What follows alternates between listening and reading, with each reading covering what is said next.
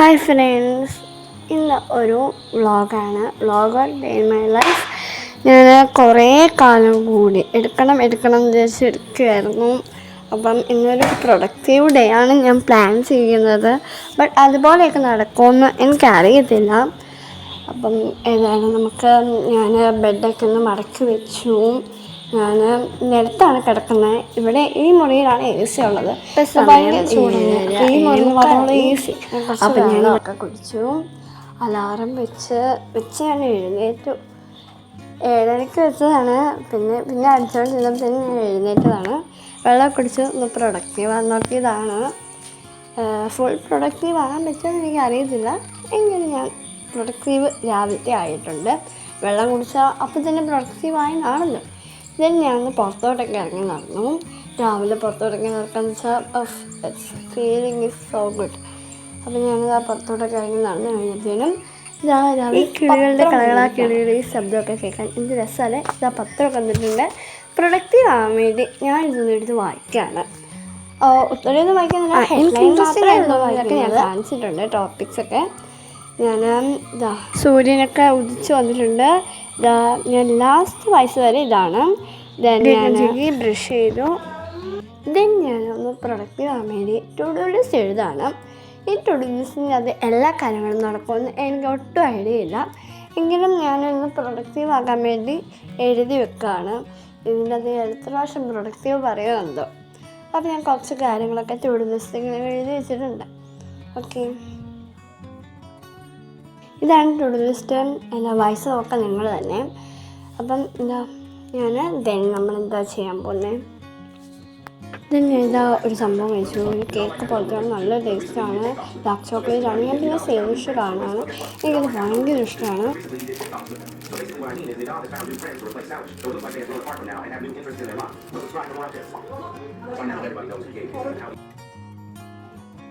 ഞാൻ കുറച്ച് പാല് കുടിച്ചു. ഞാൻ എൻ്റെ ടേബിളൊക്കെ ഒന്ന് ക്ലീൻ ചെയ്യാൻ പോകും. ഒരു പാട്ടൊക്കെ ഇട്ട് നല്ല കോസി വൈബിൽ ക്ലീൻ ചെയ്യാമെന്ന് വിചാരിച്ചു. ഞാൻ ഫുൾ ക്ലീൻ ചെയ്യുകയാണ്.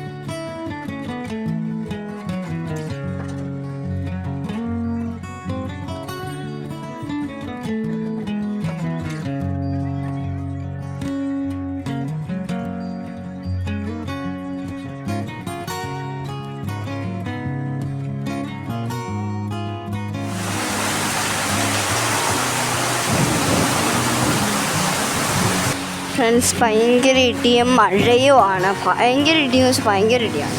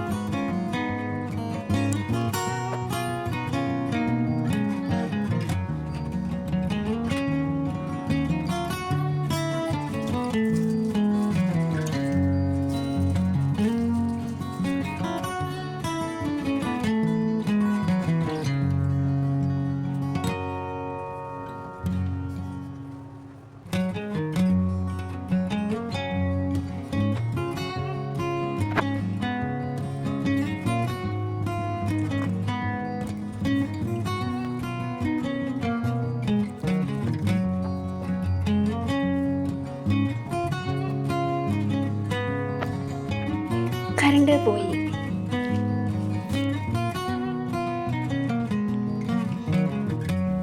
കറണ്ട് പോയി. എന്താ ഇത്? ഭയങ്കര മഴ ഇടിയൊക്കെ ആയിരുന്നു.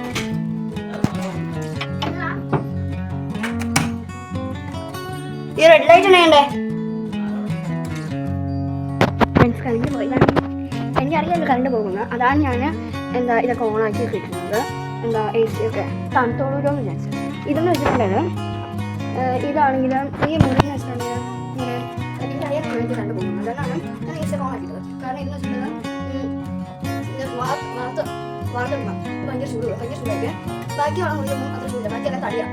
ഇത് മാത്രം ഇത് വേറെ റൂമും ഞാൻ ഇങ്ങനെ ചെയ്യുന്ന വീഡിയോ എടുക്കുന്ന റൂമും ഇങ്ങനെ വാർത്തല്ല ഇത് വാർത്തത മറ്റേ എനിക്ക് കാണിച്ചാൽ ഇല്ല. പക്ഷേ ഇവിടെ അവർ ഭയങ്കര ചൂടാക്കും, ബാക്കിയുള്ള അത്ര ചൂടില്ല. അതുകൊണ്ടാണ് ഇവിടെ എ സി ഫാൻ ഇതിലുണ്ട് നല്ല ചൂട്. എങ്ങനെ രാത്രി ഇവിടെ കണ്ടോളണം നിങ്ങൾക്ക് കാണിക്കാം, ജനലെല്ലാം നോക്കണം. അതവിടെ കുറിച്ച് അപ്പം ഞാൻ പക്ഷേ എനിക്ക് ടു ഡു ലിസ്റ്റ് കംപ്ലീറ്റ് ചെയ്യാൻ പറ്റില്ല.